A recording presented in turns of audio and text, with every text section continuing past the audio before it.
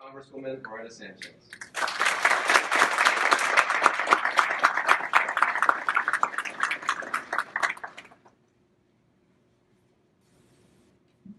Good morning, all. And thank you, Captain Harvey, and members of the cadre, and cadets, and veterans. Do we have any in our audience today? Veterans, and everybody here, distinguished guests. Thank you so much for allowing me to come by and talk to you a little bit about your role, your future role in America. And thank you for the kind introduction. I truly appreciate it. So this may surprise some of you, but I actually know a lot about ROTC. My husband is a retired colonel, U.S. Army. Spent a lot of years jumping out of perfectly good planes in the 82nd Airborne, and he is an ROTC commissioned officer. And just recently, this past May, my son, my youngest son, was commissioned second lieutenant, and he just went to Fort Sill, U.S. Artillery. Now that's 3 generations of U.S. Army officers in my family, because Tom, my son, his grandfather, actually received a Purple Heart both in World War II and in the Korean War. So this morning, I actually want to talk about something that I work on all the time, which is the readiness of our military in the 21st century. But before we get to that, I want to tell you just a little bit about what I do and who I am. So I have represented Orange County. This is my 20th year in the House of Representatives, and the entire time I've been on the Armed Services Committee. I'm actually number 2 for the Democrats. I'm the highest ranking woman ever on the Military Committee. And you know, under the Constitution, the defense of our nation is co-shared between the President and the Congress. So the President is the Commander-in-Chief, but Article 1, Section 8 says that the Congress will stand up the Army and the Navy, that we will fund the Army and the Navy, and therefore we are the ones who really put forward the policy and the money behind what our policies are, in recruiting and training and equipping, and of course in declaring war. Now, since 9/11, we have been a nation at war. As a senior member of the Armed Forces Committee, I have gone to see our troops in Iraq, in Afghanistan, in the Horn of Africa. They're actually stationed in about 120 countries around the world, many of whose names most Americans don't know. So I know what it means to serve, and I know and have seen the dangers and the challenges of our warriors when they're in the field. And I've also been to many funerals at Arlington and locally, and I've seen too many young men and women wounded in our military hospitals. So I have seen the sacrifice of what it takes to defend this country. And of course, I see the scars on my own husband from war, as well as some of the mental scars that warriors take when they go into the field. The defense of our nation requires a strong and ready air, land, and naval force, supported by timely and actionable intelligence. But the military is just one part of our national security strategy. It is defense, it is intelligence, but it also is diplomacy and our economic strength. And we use these 4 together to move forward, to avoid conflicts, to get through conflicts as fast as we need to end conflicts. And we're always taking a look, and we're always using these 4 as we develop our strategies, because everything is ever changing, and you will see that. It's not just the planning, which as ROTC, you will see more and more what it takes to plan versus what it takes to do, because the planning piece is so important. And it requires strategies, limited resources, intelligence, and of course all the technology that we now use.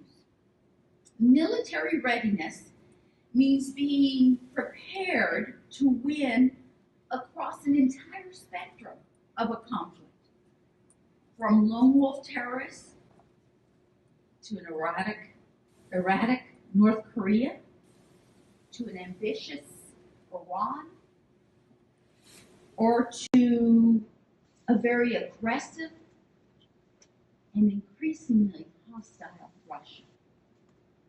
All of these are threats as we look out into the future. And of course, new threats will emerge every day. Creation of a coherent and effective national security and military strategy is the ongoing challenge that we face. Who would have known? Cyber, for example, cyber crime, cyber threats, hacking that we see every day. When I started 20 years ago, we had it. But today, it's amazing how fast those threats are growing. So, what should our Army do? What size should we be? What should our Air Force look like? How do we coordinate our cyber forces with the threats? Do soldiers and Marines need a new combat rifle? These are the types of issues that I have worked on for the past 20 years in the Congress. However, this morning, I'm keenly aware that you're our future leaders. Remember that about 70% of our officers in our military come out of ROTC. You are our leaders for the future. In the next few years, some of you are going to be in an F-35, you'll be maybe flying in a C-130, some of you will be jumping out of planes in very hostile territory, some might be on a nuclear submarine. Some of you, one day, will wear the stars of an officer, of a general officer. And you will be advising presidents and congresspeople on what to do. So today, I really don't want to talk about the specific threats or our military budgets or our weapons or programs. I really want to talk to you about something more fundamental. Principles. I want to tell you 3 things that I believe our nation needs from our military leaders. First, we need your absolute commitment to American values. American values. Always remember why the military exists and what you are fighting for. Always remember your oath to uphold and to defend our Constitution, which begins with the words, "We the people." The military is not an end to itself. It exists to serve the cause of freedom, of justice, and the protection of the American people. So it takes courage to stand up for what is right, especially when we're under attack. But that's precisely the time when we need to stand up for our values, for the rule of law, for equal protection of all citizens, for the freedom of speech, for the freedom of unreasonable searches, for all of these things that make us Americans. That's why we have a military. In World War II, we made a grave error. We interned our Japanese Americans.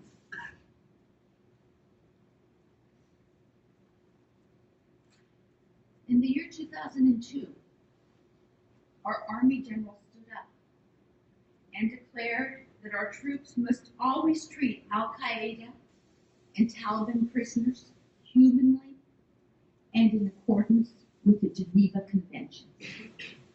when we were about to go down a very dark road, it was our military officers who stopped and demanded the adherence to our American values. That's what I'm talking about. Days after the 9/11 attacks, a lot of the Congress passed the so-called Patriot Act. And I said no, because I did not believe that it would protect and uphold our Constitution. And you know, 2 years ago, the federal courts agreed with me. So don't ever forget our values. That's what makes us Americans. Second, we need military leaders that understand the limits of our military power. Let me say that again. That understand the limits of our military power. This might seem a little surprising to you because America is stronger today than it has ever been. In ROTC, you're learning about all these amazing capabilities that we have in the military, which we're about to join, all the technology, all the learning. I mean, it's like, right, you're just getting all of this learning. It's an amazing thing to look upon our military and open it up and see everything that we are capable of. But our military can't solve every problem. Never forget the limitations of our military power. Vietnam, Iraq, Afghanistan, Libya. Why is it? Why is it that every generation and every president has to learn it all over again?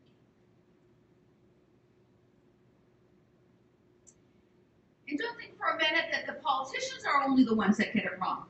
Because I got to tell you, sometimes military leaders are eager to please, eager to get promoted. Sometimes they're doing the nod south and north instead of east and west when they're talking to the politicians. The military is great at using force, at moving supplies, at enhancing order, at toppling governments. But we're less successful at resolving the underlying causes of conflict.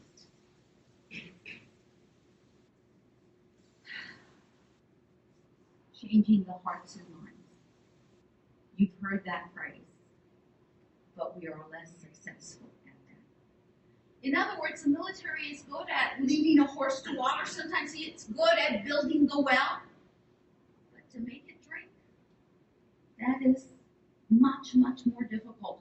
Or as Colin Powell liked to say, the military is a fine hammer, but not every problem is a nail. Because so much is at stake, the use of our military should always be a last resort. In fact, what I use as a touchstone is if I have to look in the eyes of a mother who's lost her son, can I say to her, I had no other choice. I had to protect America and Americans. And I needed him, or I needed her.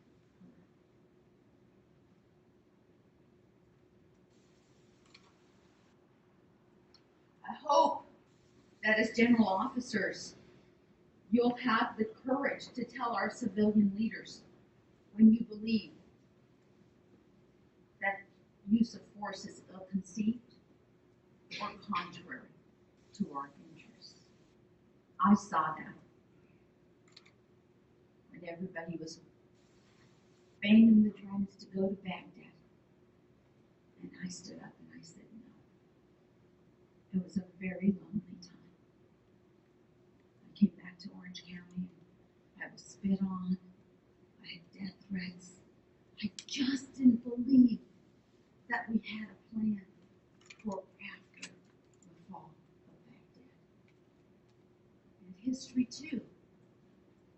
has shown that to be true. In fact, my colleagues in the Congress, if there's one vote most of them could take back, it was that vote on Iraq. But we need you and your expertise to stand up at the right time and say, it's just not going to work that way, guys. Third, we need you to be dedicated to taking care of soldiers and veterans and their families. What does that mean? It begins by being thankful that you have American volunteers that you will prepare for war. On Inauguration Day in 1961, then President J.F. Kennedy said, "Ask not what your country can do for you, ask what you can do for your country." The troops that you will lead as an officer have done more than that. They've answered the call of our country. And they've answered it in a way that is so uncommon these days. Do you know that through all these wars in the last 15 years, only 0.5% of Americans have been in active duty at one time? 1%. Your troops are exceptional because they have volunteered and they have answered the call of duty.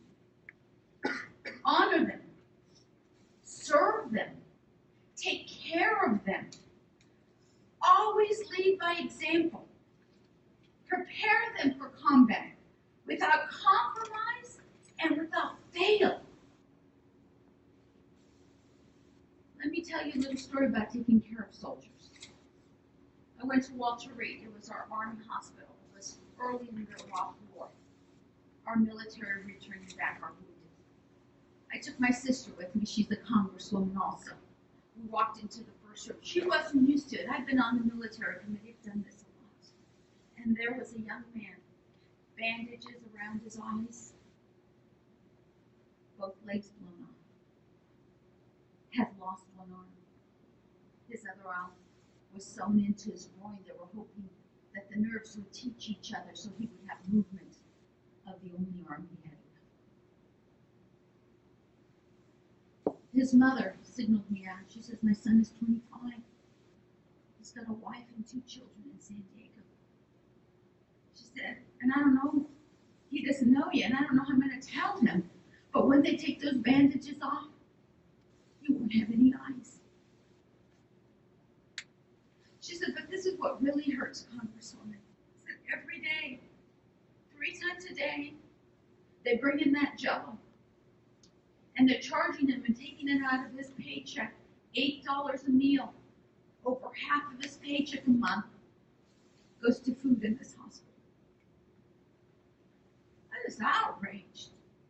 I went back to the Congress. I got along with my colleagues, Democrats and Republicans. I told them that story. We called over to the Pentagon. That was a Tuesday afternoon. By Friday morning, the policy had changed. No longer do we charge our wounded for food in our military hospitals. You have to take care of your troops. So in closing, I firmly believe that the key to military readiness and military power is to cultivate great leaders. And that's what we do with you. You are our leaders of our future. One of the most profound and moving speeches ever made was by Colonel Joshua Lawrence Chamberlain on the day before he led the defense of the Union flank at Gettysburg. He was awarded the Medal of Honor, and General Grant chose him to accept the general surrender from the South. I want to close with his words as imagined by William Shera in Killer Angels, as many of you may remember from the movie Gettysburg. This is a different kind of a army. If you look back through history, you will see men fighting for pay, for land, for power, or just because they like killing people. But we are here for something new.